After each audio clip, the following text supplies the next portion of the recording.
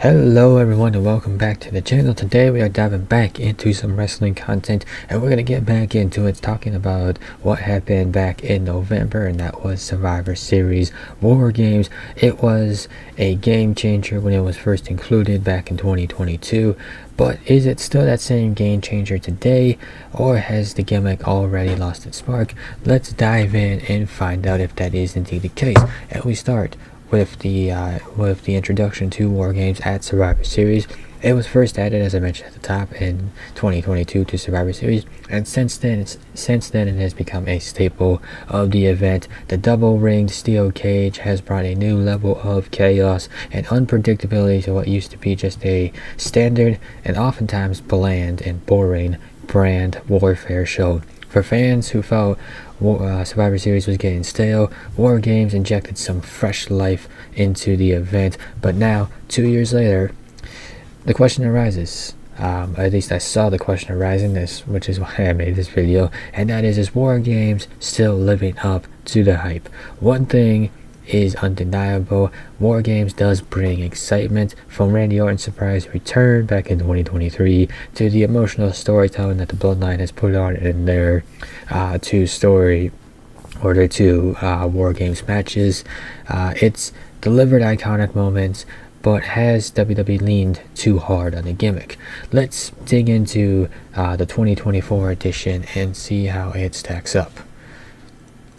So in comparing and we do that by comparing the men's and the women's war game matches. So Survivor Series 2024 gave us two WarGames matches, each with its own flavor. You had OG Bloodline with CM Punk taking on the new Bloodline with Bronson Reed. Now the emotional stakes were sky high. The long-standing tension within the Bloodline, coupled with Punk's shocking return, created a narrative that had fans on the edge of their seats. From Jey Uso's ongoing struggle to prove himself to the chaotic presence of Reigns and Punk, both in the same ring, every moment inside the cage felt monumental.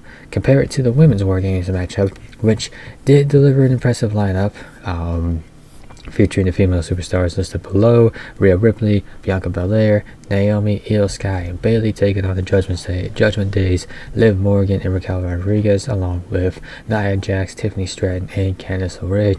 And while the athleticism in this match was undeniable, the build-up felt somewhat fragmented. Despite this, moments like Naomi's high-energy comeback and Ripley's commanding presence in the cage kept the audience invested. However, the storytelling just wasn't there and didn't reach the same heights as the men's match, leaving some fans to want more from the women's belts.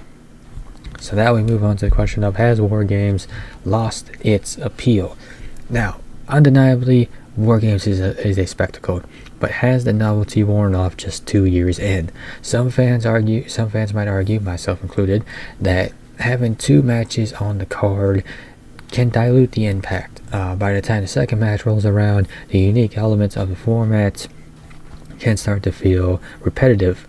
There's also the question of overexposure. When something as special as WarGames becomes an annual guarantee, it risks becoming just another match type rather than the thrilling event it's meant to be. You saw this with Hell in a Cell. When it became a premium live event, Hell in a Cell matches became diluted and just didn't have the same appeal as they used to, which is why it was a good thing when Triple H took over creative and retired that as a premium live event. But you think about something like WarGames, if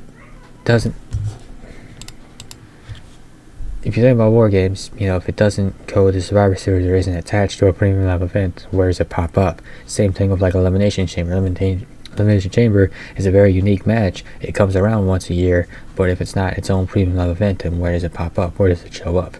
So there's an argument to be made there, but again, it's just like, so that's kind of the double side of it too. Is WWE risk overdoing it like they did with Hell in a Cell? But also, where would it fit in if they were to take it away from Survivor Series?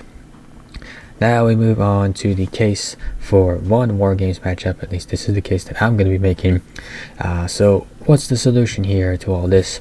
To keep WarGames special, maybe less is more. Imagine a Survivor Series featured just one WarGames matchup. WWE could focus all of their creative energy on building a single, unforgettable story. It would allow the match to stand out as the main attraction rather than one of two similar spectacles. WarGames! By scaling WarGames back to by scaling back to just one WarGames match, WWE could ensure the stakes remain sky high and the format doesn't lose its luster. Whether it's the men's division or the women's division getting that one WarGames matchup, the match should be reserved for the story that truly deserves it. You think about the men's matchup this year with the OG Bloodline versus the new Bloodline.